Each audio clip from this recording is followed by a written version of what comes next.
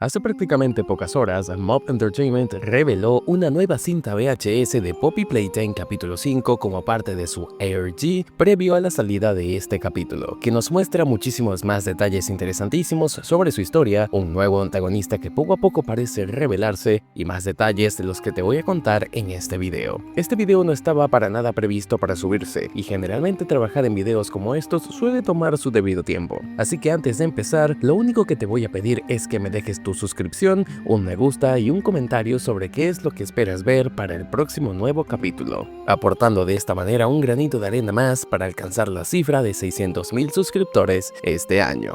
Sin nada más que decir, buenos días, tardes o noches, y empecemos de una vez.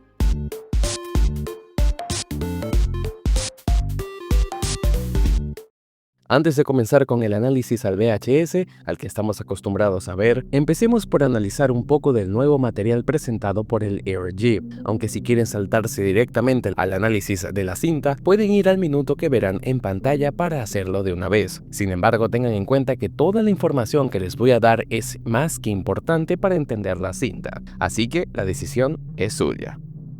El mismo usuario que vimos la vez pasada, Seeing Reason, compartió un extraño link desde la cuenta de Discord en el servidor de Poppy Playtime, en el que se encontró una cuenta extraña de un usuario que se hace llamar como fan de Cat B, en una página llamada como Bandcamp. Lo extraño en sí no es la cuenta, sino el álbum de música agregada, ya que en la misma vemos una imagen completamente nueva del escenario visto en el video pasado sobre el ARG de Poppy, solo que mucho más clara. Parece que la misma tendrá importancia, así que tomen esto en consideración.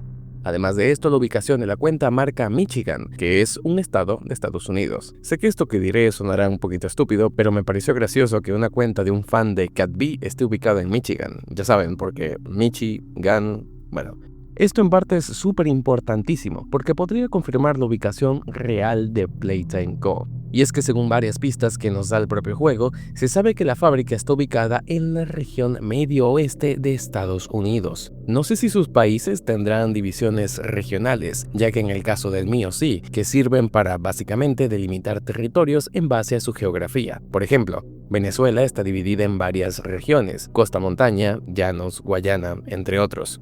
Bueno, Estados Unidos funciona de la misma manera, teniendo la región Midwest o Medio Oeste que clasifica varios de sus estados como Illinois, Indiana, Michigan, entre muchos otros. Bueno, durante mucho tiempo no se supo con exactitud dónde estaba la fábrica exactamente, y los tres candidatos más probables eran Indiana, Illinois y Michigan. Tal parece que finalmente esto se confirma gracias a varias pruebas bastante potentes. La primera siendo obviamente la cuenta de esta persona, que confirma su ubicación. La segunda viene a través de los propios VHS, donde por medio de la cinta que vemos acá, sale la zona horaria EST, la zona este, misma de la que proviene la zona horaria de Michigan. Y la tercera viene directamente de Project Playtime, ya que en uno de los cosméticos para los especialistas, específicamente el de policía, dice que este traje proviene de la comisaría de Michigan. Todas estas evidencias confirman lo que ya sabemos. En la cuenta vemos que en la descripción se cita lo siguiente: atrás en los 90s, mi papá solía trabajar para la fábrica de juguetes. Dejó un montón de audios cuando murió. Y bueno, si las escuchamos con atención, cada una de estas canciones son interesantes y puede que sea las que oigamos como ambientación para el capítulo 5. Muy bonito la verdad, ya que algunas de ellas nos dan pistas sobre personajes, como esta que dice Doll, probablemente referenciando a Lily Lovebirds, personaje antagónico del próximo chapter. El álbum parece ser de 1992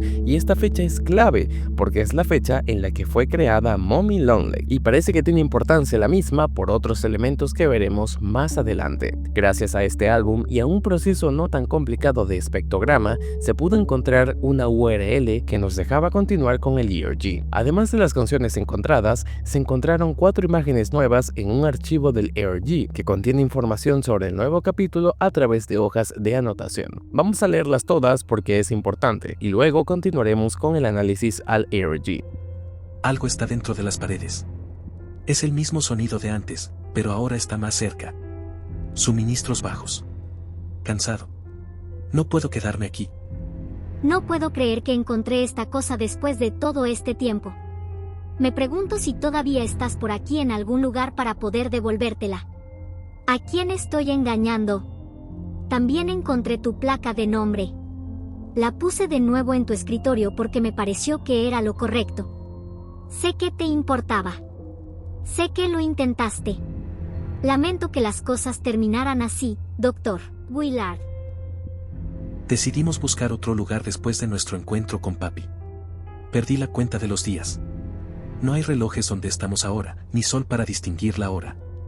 El ritmo circadiano se siente arruinado, todo es una larga y borrosa noche y siempre estamos cansados y hambrientos, pero eso es un problema aparte. Lo que no entiendo es por qué los experimentos siguen aquí abajo. ¿Por qué no simplemente se van? Si queda alguien más, deben ser muy pocos. No hemos visto ni una sola alma viviente aparte de nuestros experimentos. Están organizados, y hemos estado escuchando ruidos cada vez más preocupantes provenientes de unas pocas habitaciones más allá. No tengo idea de lo que están haciendo, y preferiría no quedarme para averiguarlo. La muñeca papi nos vio, a nosotros tres. Nos quedamos helados como ciervos ante los faros, esperando a que gritara para que algo más grande viniera a despedazarnos. Le suplicamos que no lo hiciera. Se veía cansada, como si hubiera estado llorando. ¿Culpa, tal vez? ¿Algo más? Dijo que no podía prometer que alguien más no nos encontraría aquí, agregando que si alguien la interrogaba, tendría que decirles o habría consecuencias. Si eso no sucede, dijo ella, fingirá que nunca nos vio. Siempre me ha parecido alguien extraña. No confío en ella, pero supongo que no tenemos opción. Vale, todas estas cosas mostradas en el papel son sumamente interesantes y tal parece que conectan directamente con la cinta VHS que veremos más adelante. La misma habla sobre un misterioso empleado de Playtime que efectivamente sobrevivió a la hora de la alegría justo después de que comenzó la matanza de parte de los monstruos. Por lo que expresan las hojas, todo apunta a que es un grupo de supervivientes que después del evento caótico decidieron refugiarse en la fábrica y estuvieron sobreviviendo unos días hasta que se encontraron cara a cara con Poppy. Desconfiaron de ella al principio, pero al final ella les aseguró que no los delataría a menos que le preguntaran. En la misma hoja vemos que hay un gran texto con color rojo que probablemente haya sido escrito por Poppy, disculpándose específicamente con Preston debido al incidente de la fábrica. Y esto es sumamente importante, ya que en la misma vemos que ella menciona que encontró esta hoja después de tanto tiempo y se pregunta si le podrá devolver su gafete con su nombre Dr. Willard, que usaba cuando trabajaba en la fábrica. Acá esto nos demostraría que a pesar de todo parece que Poppy se lleva bastante bien con el Dr. Willard, es decir, PW, y que puede que ellos hayan sido cómplices de algo mucho más profundo. Al final del video daré una teoría sobre esto porque puede que sea la pieza vital que nos falta para comprender esta parte de la historia. En la misma hoja quien escribe pregunta por qué los experimentos no se van de la fábrica de una vez en lugar de seguir ahí durante tanto tiempo, cosa que tiene relación con lo que dice Poppy en una cinta del capítulo 4, ya que ella misma junto con el experimento 1006 sabían que de darse la hora de la alegría jamás podrían huir de la fábrica, ya que sería más peligroso para ellos. Aunque Poppy no estuviera de acuerdo, ella sabía que el prototipo tenía la razón en lo que decía y por eso lo odiaba, porque él tenía razón. Todo esto explicaría el por qué la nota pregunta sobre por qué no se van, y esto nos confirmaría que quien escribe la hoja no es nada más y nada menos que Preston. Ya hablaremos más sobre esto porque es importantísimo, pero lo veremos cuando analicemos la cinta. Aparte de las hojas, también se encontraron algunas imágenes nuevas sobre este ERG gracias a un extenuante proceso de desencriptación hecho por los fans gracias al espectrograma. En el mismo vemos unas imágenes más a fondo sobre la fábrica Playtime, donde se ven varios elementos, desde barriles, tuberías y demás cosas dentro de la factoría que reconoceremos fácilmente. Parecen fotografías tomadas por uno de los supervivientes que ya vimos posteriores a la hora de la alegría, aunque esto no es lo importante, ya que lo que nos interesa es la última imagen, porque aquí vemos de nuevo una extraña figura roja que muchos apuntan puede que sea el Huggy rojo que tanto se teoriza puede salir en el capítulo 5. Ya lo vimos en la parte anterior abrazando a Huggy y Kissy, siendo esta una versión de Huggy mucho más masiva, gordita, pero formando parte de la familia de los monstruos monitos de Playtime. ¿Ustedes creen que este es el Huggy rojo del que tanto se teoriza? Muchos dicen que su nombre es Goonie Goonie, otros dicen que puede que sea DC Boo Boo o Goober Goods, pero hasta que no haya una pista oficial le diremos Huggy rojo.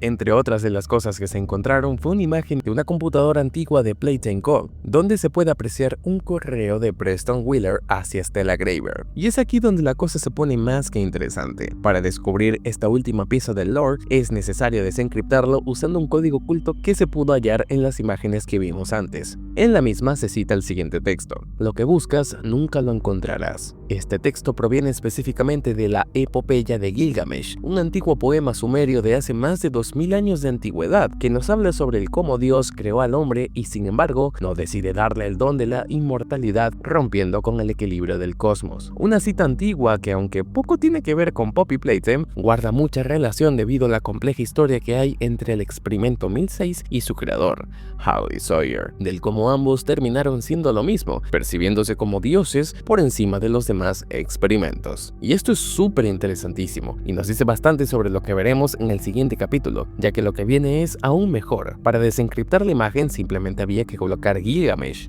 como clave y ahí tendríamos acceso a la última imagen de la computadora. Si recuerdan, en el video pasado donde analizamos el VHS de Catnap, les mencioné que Preston Wheeler, el científico que vimos en el libro The Orientation Notebook de Poppy, es PW, un científico y o biólogo que estuvo encargado de trabajar en los experimentos de la fábrica. Él mismo, aunque era bastante bueno con su trabajo, se sentía terriblemente culpable por los niños y o experimentos, y es ahí donde vemos que empezaba a dudar bastante sobre su trabajo, expresando su preocupación y ansiedad hacia su compañera de trabajo, Jessica Newman, la misma científica que vimos en el VHS anterior y el de Thomas Clark hace varios años. Ella no pensaba de la misma manera, y de hecho hasta se sentía realizada y le encantaba su trabajo, tomando en cuenta que era inhumano y agobiante. Este correo de parte de Preston hacia Stella, cabeza de Playcare, la encargada de la guardería, puede que sea la pista que nos faltaba para entender este gran rompecabezas. Y es que por lo que apunta el correo, él dice: tenemos que hablar. ¿Sientes lo mismo? Dando a entender que ambos están en sintonía sobre algo importante que se viene sobre Playtime. Además, el título del correo cita fin de la cuerda, dando a entender que puede que Preston y Stella hayan conspirado en contra de Playtime Co. para darle fin a toda la creación de experimentos. Hay bastante evidencia que dice que quizás ella, al igual que Preston, no estaba muy de acuerdo con la experimentación con infantes. Cosas como su primera cinta en el capítulo 1, donde expresa que le gustaría trabajar en la fábrica ya que siente que la infancia es un momento muy lindo de la vida, un reporte del capítulo 3 donde dice que ella estaba consciente de los experimentos conducidos en la fábrica y los rechazaba, el momento donde ella siente remordimiento por el incidente del teatro, donde varios trabajadores murieron, y así varios momentos clave a lo largo de la fábrica donde demostró no ser tan fría como la mayoría pensaba que era. Es bastante probable que Stella, junto con Preston y quizás otras personas, hayan estado a cargo de orquestar lo que nosotros creemos fue la hora de la alegría. Pero para eso hay que ver la cinta. Bueno, comencemos con el análisis a la cinta VHS porque es importante. La misma se descubrió a partir de un enlace visto en la imagen del correo y esta lleva por nombre Restringido, Condena, de 1995. La cinta toma lugar poco tiempo después de que haya comenzado el evento que todos conocemos, la hora de la alegría, y es ahí donde la cinta comienza, ya que podemos ver un extraño objeto tirado en el suelo, el cual tiene la punta de una pelota de béisbol junto a un cuerpo extraño de metal rodeado por una batería, lo que muchos indican puede que sea un arma. Mientras la vemos, podemos escuchar las alarmas de la fábrica y varios gritos de fondo. Luego vemos la hora, 2:07 p.m., un 8 de agosto de 1995. Apenas han pasado 3 horas desde que comenzó la matanza, ya que la hora exacta en la que los monstruos se dieron fuga fue a las 11 de la mañana exactamente. La cinta cambia a una grabación de esa misma hora de una cámara de seguridad, donde vemos una zona de laboratorio totalmente repleta de sangre en paredes, techo y suelo. Escuchamos la voz de Preston que dice: las cosas están calladas ahí fuera. No sé si eso es bueno o malo. Luego vemos otra toma de otra parte de la fábrica en el mismo estado, funcional, pero repleto de litros y litros de sangre de seguramente empleados desvividos. Jessica, que está acompañando a Preston, le dice: alguien vendrá por nosotros, solo tenemos que esperar. La escena cambia y vemos finalmente a Preston tirado en el suelo, inseguro de lo que dice Jessica.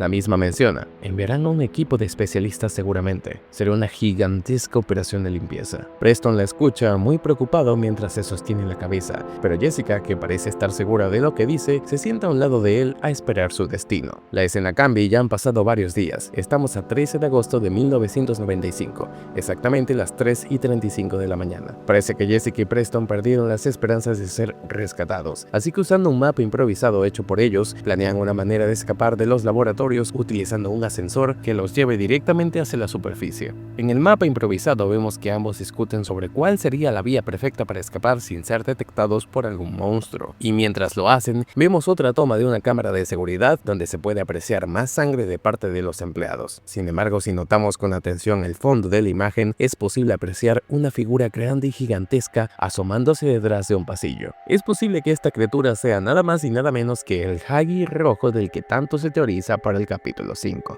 Pasan varios días más y es 18 de agosto, 10:40 de la noche. Jessica y Preston parecen estar hablando sobre qué harán después de que salgan de la fábrica. Preston dice que le debe algunas explicaciones a su esposa después de estar ausente tanto tiempo. Tomemos en cuenta que aunque nosotros sepamos la cantidad de días que han pasado, ellos no tienen ni luz solar ni mucho menos medios para saber exactamente qué hora es y dónde están, basándose únicamente por los relojes que ven dentro de la misma factoría. Esto trae graves consecuencias mentales, pudiendo romper la estabilidad mental de ambos al quedar en completo aislamiento. Jessica le dice a Preston que al menos tiene una vida a la cual volver después de que salgan. Ella le menciona que creció en Plaker, justo al igual que el Dr. Harley Sawyer, y que por ende después de graduarse de bióloga, decidió volver para continuar con sus experimentos, diciéndole que toda su vida fue en la fábrica y que nunca hubo otra cosa. Esto es sumamente doloroso, ya que nos da a entender el por qué Jessica hizo lo que hizo, pues toda su vida fue en la fábrica y la vio como su hogar, y por ende no veía los experimentos como algo malo, sino como simplemente parte del proceso. Él le dice que es triste, pero ella nunca lo vio de esa manera hasta ahora. Preston le menciona sutilmente que quizás eso es lo que se merecen por todo lo que han hecho. Y aquí quiero hacer una pausa para destacar cómo su rostro, a diferencia del de Jessica, está totalmente a oscuras. Un detalle interesante que aunque ya sabemos quién es, siguen tratando de ocultar su identidad. La escena se corta y vemos una toma del mismísimo Orientation Notebook, donde se muestra cómo antiguamente Preston iba a renunciar exactamente el 3 de agosto de 1995, debido a la presión, su remordimiento y el saber que estaban haciéndole mal a unos niños inocentes, pero por alguna razón fue persuadido de seguir trabajando hasta varios días después, y puede que estemos prontos a enterarnos del por qué decidió seguir trabajando al menos unos días más. Jessica le menciona a Preston que no tiene nada de qué disculparse, diciéndole que hicieron un trabajo excelente y que no es su culpa que toda la fábrica se viniera abajo en sus narices. La escena se corta de nuevo y vemos otra toma del ARG, donde vemos una nota que expresa el cómo todos los eventos trágicos en la fábrica están conectados. El incidente del teatro, las desapariciones y los avistamientos. El mismo que escribió esta nota le dice que es su amigo y que encuentre las otras notas ya que nadie está seguro, pero que si le dice a alguien de estas notas, que lo sabrá. No sabemos de momento quién es el que escribe esta nota, pero asumo que será importante. Luego la imagen se corta y vemos un mensaje que dice: ¿puedes oír esto? ¿Puedes ver esto? Mismo texto que aparecía en Project Playtime en los antiguos VHS del juego, y el mismo que aparecía en la canción de Sleep Well. Y Jessica habla con Preston diciéndole que no tiene por qué culparse, y Preston se rompe y le dice: es que simplemente no podía quedarme viendo cómo pasaba todo sin hacer nada. Jessica le pregunta que de qué habla, y Preston confiesa diciendo: no sabía que lo harían. No tuve otra opción. Mientras esto sucede, vemos varias escenas de VHS anteriores de incidentes que ocurrieron en la fábrica, desde cuando se escapó Hagi, desde cuando hubo el incidente de la fábrica y muchos más, dando referencia a que Preston fue el culpable de la gran mayoría, sino casi todos los incidentes ocurridos en Playtime Co. Él fue el saboteador máximo de la empresa, él fue el culpable de que los monstruos escaparan y así comenzara la hora de la alegría. Jessica le grita llorando, repitiéndole que él los dejó escapar, y cómo no pensó que esto podría suceder. Ella le pide explicaciones y él le dice que hubo otros involucrados. Mientras tanto discuten sobre lo que pasó, él diciendo que todo esto no estaba bien, mientras que ella le reprocha que no tuvo el estómago de trabajar en la fábrica como se debería. Mientras discuten, la cámara cambia y vemos una puerta que está bloqueada por barricadas improvisadas puestas por ellos. Y mientras discuten, escuchan un fuerte golpe en la puerta. Seguramente atraído por los gritos y el ruido de la discusión, vemos cómo la mano de quien parece ser Hagi está tratando de entrar en la sala mientras ellos empiezan a huir. La escena cambia por completo y escuchamos a Preston correr mientras le pregunta a Jessica dónde está, seguramente ella siendo perseguida o atacada por algún experimento. Mientras Preston huye, se topa cara a cara con el monstruo rojo que vimos anteriormente, agitado mientras este toma la cámara y la grabación se corta abruptamente.